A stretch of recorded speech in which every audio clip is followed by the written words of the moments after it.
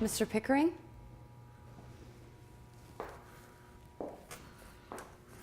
Hello?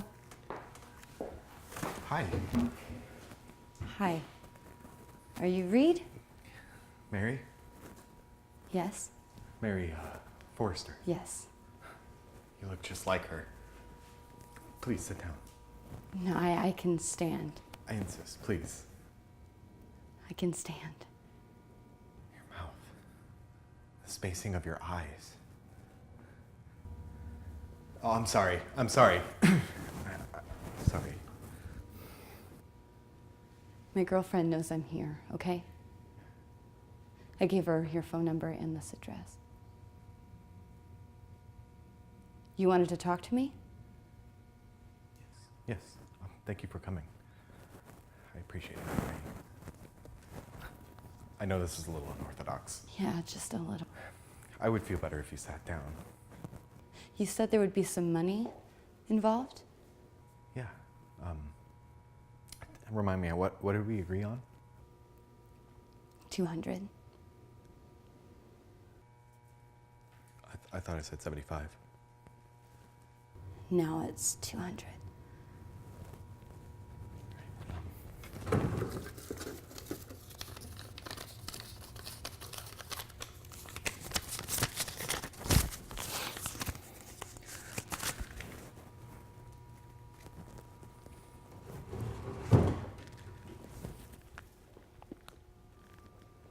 I saw you at a book signing once. Yeah, last year at Elliott Bay. I brought my mom's copy of Into the Pines. What did she think? I mean, you wrote to Coraline on the inside cover. Is that bad? Well, I told you her name was Caroline. Oh, I'm sorry. It was a little overwrought, I thought. Talk the same way that you write. Thank you. It's not a compliment.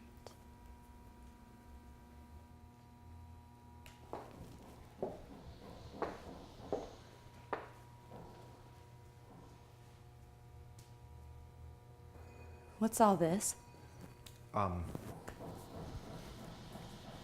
Research, you know? For my book.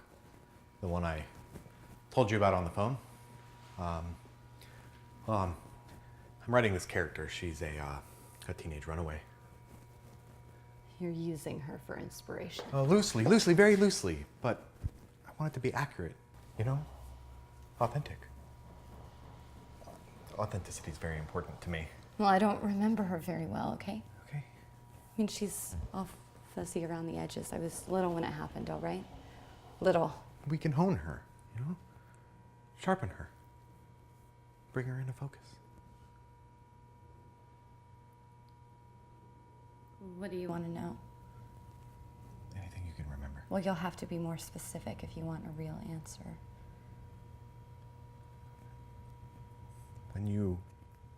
When you remember her, what's the first thing that pops in your head?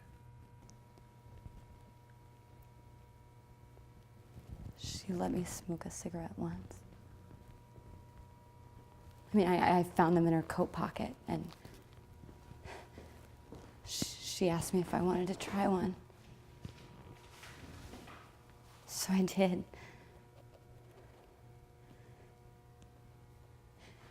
And she lit it for me, that cigarette. Then she took the first drag and she blew the smoke back into my face. She wanted me to taste it, you know? Wanted to know if I was still sure. I was, so I did.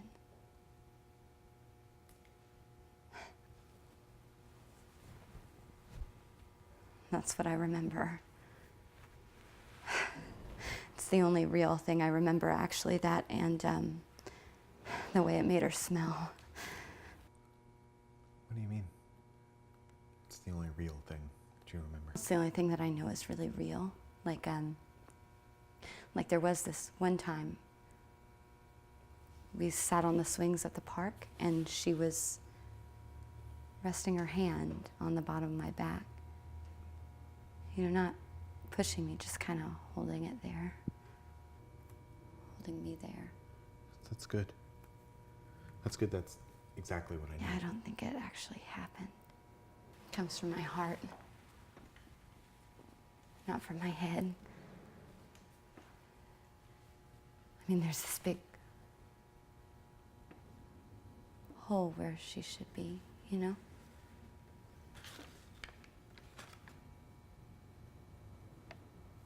The human brain doesn't like holes. Nope. It fills them in while you're sleeping as you're getting older. Have you ever lost somebody? My dad passed away last week. Sorry. It's gonna be different now. I mean, you'll like him better now, even if you liked him before. People, we romanticize dead things. We don't mean to, we just do. It's the way we were made. It's why the funeral market in this country is a $20 billion a year industry.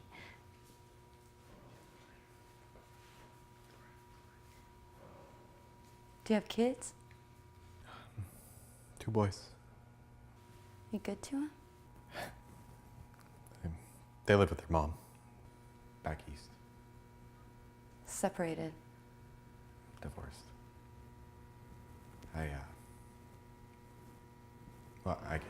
I get visitation, but no custody. Better. You know, more than half of their memories of you, they'll just make up. Legacies are cheap. How do you know? The cigarette story, how do you know it's real?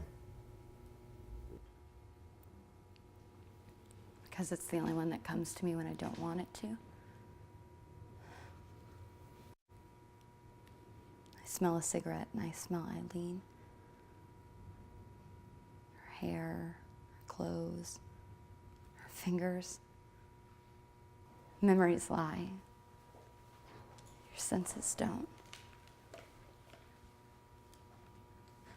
Look, I'm sorry, but I really can't help you. Is it okay if I have a copy of your book for my mom when it comes out? Caroline. Right. Is she still in contact with the police? She calls him a few times a year, yeah. Do they call her back? Not really, no. The only time they've ever reached out to us was back in 2001, right after Ridgway.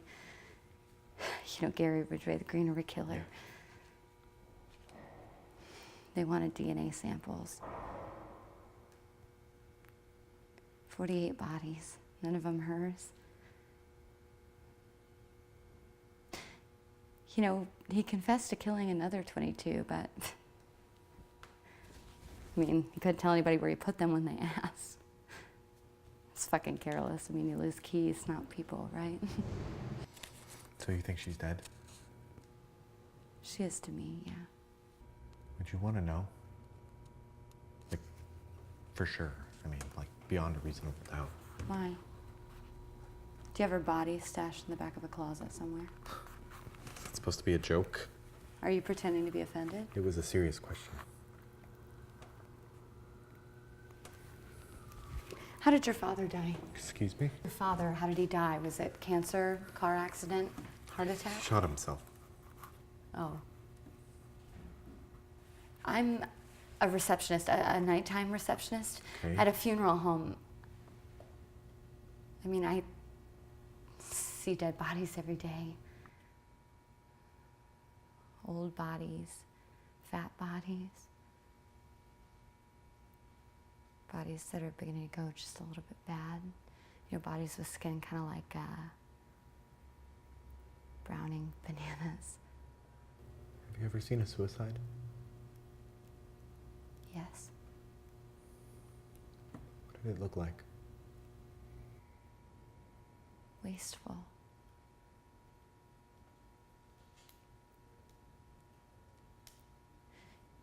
You asked me if I'd want to know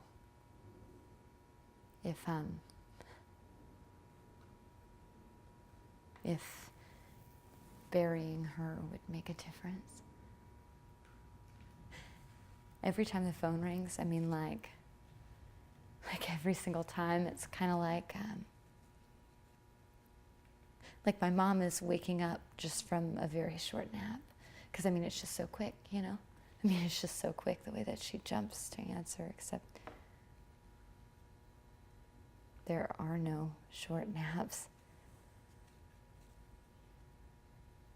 I mean, years of her laying around in bed, on the couch, you know, never really leaving the house except to go to the QFC on the corner every Sunday morning. I mean, she puts on makeup and pearls, nylons, lipstick. It's a spectacle anyway.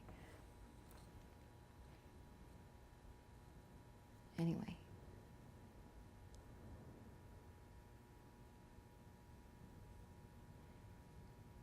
I can grieve without her. Vicariously at work through other people's families. I mean, I've been to my sister's funeral hundreds of times, you know. Sometimes it rains, and sometimes it's really too hot to be wearing black, but you wear black anyway, because, you know. Sometimes you let a stranger hold you because there's snow on the ground and your coat isn't heavy enough, even though it's the heaviest coat that you own. I mean, because who's weird enough to crash a funeral, right? I don't think it's weird at all. That's kind of you. Not kind, just honest. Is it? Then be honest with me.